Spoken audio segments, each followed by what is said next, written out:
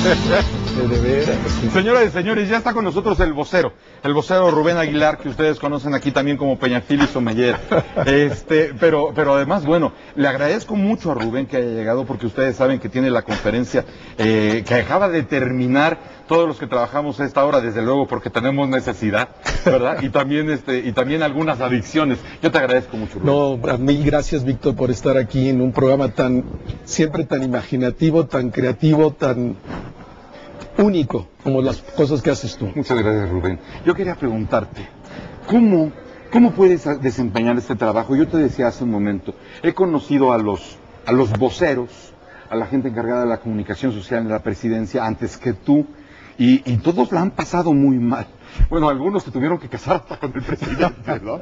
Pero, ¿cómo haces para poder divertirte o sacarle la mejor raja a este asunto donde no solamente se conoce la opinión de la presidencia, sino también se deja ver las cosas que no están funcionando alrededor de la presidencia? Esto quiere decir la coordinación del gabinete, de las opiniones, de alguien que quiere hablar antes que el vocero, antes que alguien se quiere adelantar, alguien quiere hacer la brecha. O sea, ¿cómo aprendes a disfrutar este tipo de asuntos? Primero decir que lo disfruto, me apasiona esta tarea.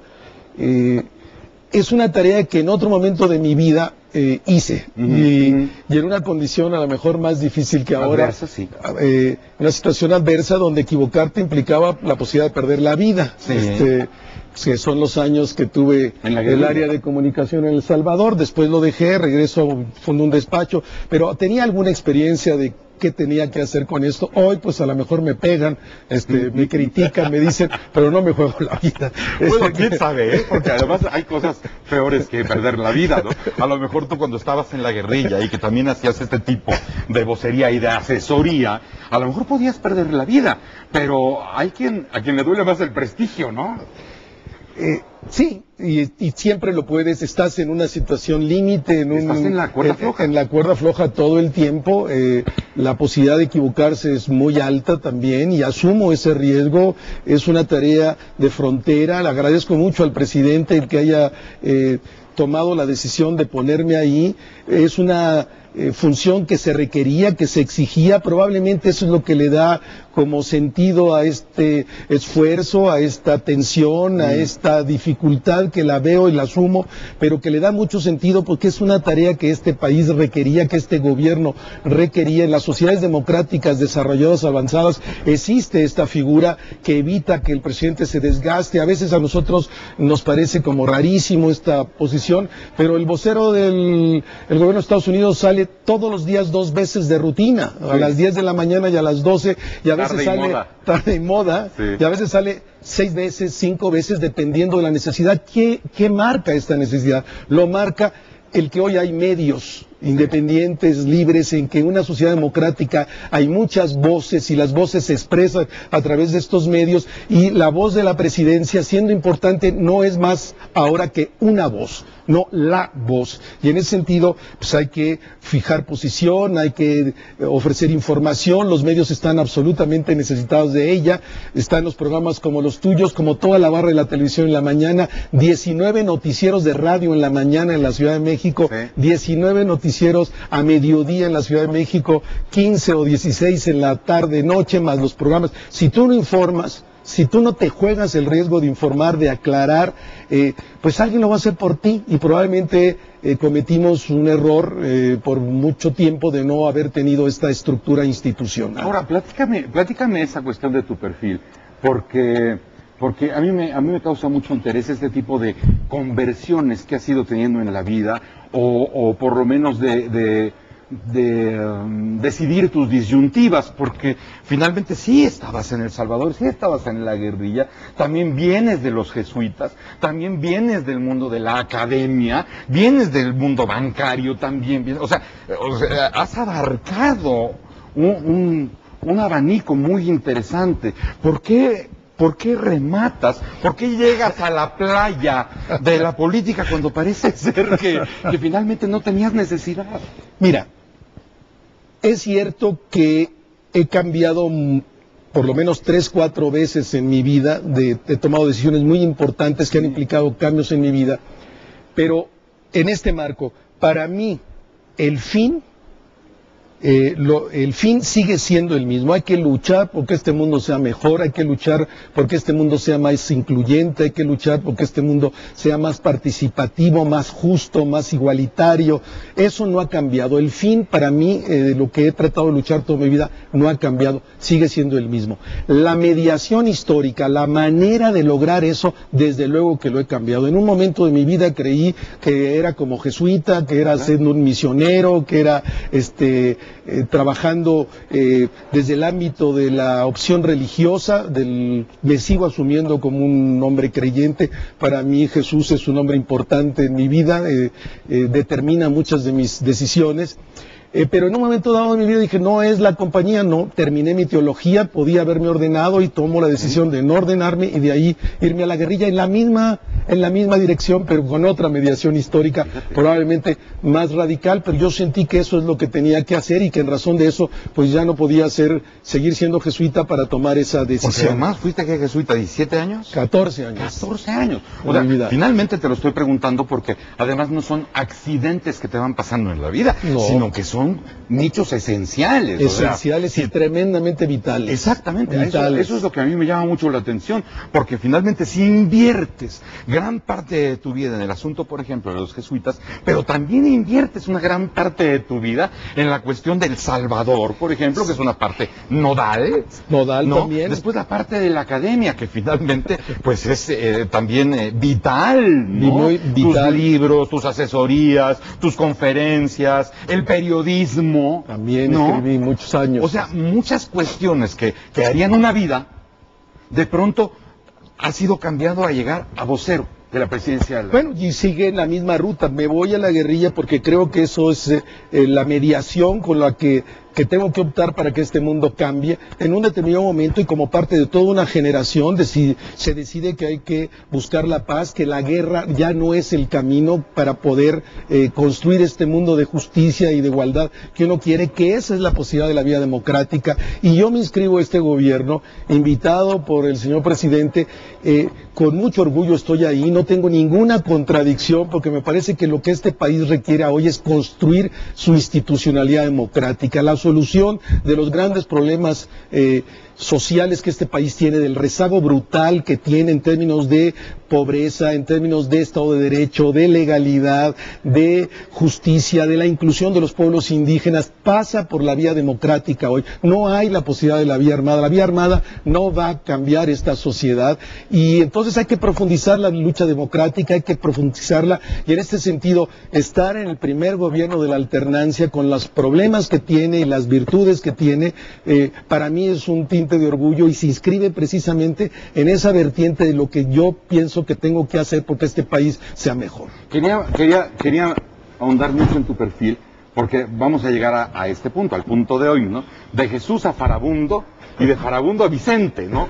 Entonces, yo te pregunto, esta experiencia nueva del trato con los medios a nivel presidencia de la República, ¿no? Porque cada quien podrá contar su parte, y habrá alguien de la prensa que diga, no, evidentemente se puede hablar de todo y se puede platicar de todo y con todos. Habrá otra parte de la prensa que dice, no, todavía no, porque hay algunos códigos que todavía no se pueden desentrampar de la vida política nacional. Tu experiencia, después de este recorrido que se está enterando la gente, ¿cómo ves este trato que no debe ser fácil con los medios que están ávidos, no solamente de hacer análisis o verificar, sino de tener una nota? De tener una nota, y la mejor nota, y eso obliga a veces a una competencia terrible entre los propios medios. Y te irán poniendo minas y cuatros. Y a veces uno las pisa y a veces uno las libra. Mira, es una Yo creo que hay que asumir que la prensa mexicana fue fundamental en el proceso de la transición democrática. Sí. Fue clave. Sin la libertad que se fue construyendo la prensa, sin el espacio que ella misma se fue abriendo, no hubiera sido posible explicar la transición democrática mexicana. Yo pienso que la transición ya terminó, como académico pienso que terminó precisamente con la alternancia, y la alternancia ahora otra fase, la fase de la construcción de la gobernabilidad democrática. Ahí los medios tienen que jugar otro papel, no es el mismo papel que jugaron o que y se la jugaron en el periodo que dura la transición, sobre todo en los últimos años de la misma. Pues tengo un enorme respeto por los medios. Muchas veces puedo no estar de acuerdo con las posiciones y con los análisis. Me toca saber también respetar en un mundo plural. Sé que hay visiones diferentes. Desde el gobierno tenemos una, desde los medios que tienen una visión crítica tienen otra. El punto es cómo todos nos respetamos, cómo aprendemos a convivir en diversas posiciones y diversas posturas que se hacen valer en la sociedad mexicana sin que eso altere de ninguna manera la relación y la civilidad y la encuentro que debe haber entre el gobierno y los medios. Precisamente mucho de lo que pienso en estos términos, lo acabo de escribir, salió ayer o antier en este país un artículo mío que habla de comunicación social y democracia, donde están planteadas las cosas que yo pienso. Yo tengo, insisto, un enorme respeto, pero también siento que la prensa está encontrando su nicho, su nuevo papel en nuestra nueva realidad, como otros muchos actores. También el gobierno lo está encontrando, también la academia la está encontrando, también las iglesias lo están encontrando, también los empresarios, los partidos, los sindicatos y obviamente los medios. No sabíamos vivir en democracia, nunca habíamos vivido, a lo mejor para algunos es decepción, porque nos imaginábamos que era de otra manera, para otros es encuentro, para otros es duda, para otros... Incluso Rubén, tu mismo puesto verdaderamente es un nicho nuevo, porque de pronto yo te observo todas las mañanas y de pronto digo, siento que a veces luchas entre tus propios criterios, porque además pues se salen tus criterios, aparte del mensaje institucional que tienes que dar. Es una lucha porque permanente. Tú sabes toda la cocina, y sabes perfectamente que hay un anuncio oficial de la presidencia, pero también sabes al mismo tiempo que un secretario no está de acuerdo, que otro secretario está emberrinchado contigo, que otro no te quiere. O sea, al mismo tiempo sucede esto, al mismo tiempo tienes a la gente de la prensa que conoces a mucha gente de esa misma que te está cuestionando, interrogando, y que de alguna manera hasta les brillan los ojos cuando se ven y se cierran como diciendo, no me chingues, nos conocemos de toda la vida, no me friegues, ¿no? O sea, es cierto. ¿Cómo hacer este papel? Bueno, donde si eres vocero y de pronto también te conviertes en intérprete, cuando el presidente no ha sabido decir una cosa, no la ha sabido explicar, y finalmente tienes que decir, bueno, lo que quiso decir el presidente. Anotas un elemento muy, muy importante, probablemente es el elemento más difícil de esta nueva estructura institucional, que el vocero o el portavoz, como le dicen en Europa, no habla por sí mismo, no es su punto de vista, no es su posición, es la posición de la presidencia de la República, y yo siento temor y temblor cada vez que pronuncio una frase. Por eso muchas veces sí es real, me veo dubitativo, porque tienes que construir, no en un discurso abierto como uno lo haría en su condición personal, sino cuál es la frase, cuál es la palabra que define la posición de la presidencia de la República, en un margen que es obvio, si estoy ahí de responsable, como cualquier secretario lo tiene, en tu responsabilidad tienes un margen de compromiso personal o de tu visión personal cuenta, pero ¿cómo traduces esa visión personal en el marco de la política institucional y hablas por la presidencia de la República y sin pretensión alguna, hablas en razón de eso a nombre del Estado mexicano, de un país de 106 millones de mexicanos? Es un peso tremendo, tengo miedo cada vez que me paro ahí, no lo hago, no es fácil, ese sentido lo asumo y soy responsable de lo que pasa ahí, ojalá que siempre siga teniendo miedo, porque eso es lo que te ayuda a equilibrar tus posturas, a no soltarte simplemente como lo que opinaría Rubén Aguilar, el politólogo, el académico. No, ¿qué opina la presidencia de la República? ¿Qué opina el Estado mexicano? Eso es un brutal reto que obliga a una conciencia enorme de tu propio límite y de la responsabilidad que implica dar la cara por la presidencia del Estado mexicano. El reto per se es demoledor, es enorme, pero también necesitas tener cierto gusto por la adrenalina, ¿no? Que ahí es donde te hablo de las adicciones, de que finalmente, bueno, llegaste en un momento en que toda la mañana la tenía Andrés Manuel López Obrador, o sea, tenía ya la exclusividad de las mañanas, y tú venías con ese hándicap en contra, y tenías que posicionar a la presidencia con un punto de interés, donde la gente también se moviera, no nada más por ser la presidencia de la República, sino con el valor agregado de interesar, ¿no? Sí, se dio. Y probablemente es real. Aprovecho esta tu intervención para hacer una distinción que me parece muy importante y es una de las aspiraciones que tendría este gobierno y por mí en lo particular y con esta tarea, que quede esta estructura institucional. ¿Qué diferencia haría con el respeto enorme que me merece Andrés Manuel y Alejandro Encinas ahora en el gobierno? Que no están creando una nueva estructura institucional, es el propio gobernante en la, perdón por el juicio, en la vieja estructura donde el político se representa a sí mismo, donde el tlatoani, que en náhuatl en español esa palabra náhuatl quiere decir el que dice la palabra, que era solo el emperador, pues vuelve a expresarse por sí mismo, no crea una estructura de mediación que evite el desgaste de la figura presidencial, que objetivice la información. La pretensión de este gobierno es crear una estructura institucional que medie a la presidencia con los medios y que sirva para estar ofreciendo la información que los medios quieren y así intentar hacer valer nuestra propia agenda. Y mencionamos un elemento que lo has dicho 2 o 3 veces, que es a partir de la creación de esta estructura institucional opera, quieras o no, un mecanismo de ordenación de la comunicación al interior del gobierno. Hay dificultades, sí,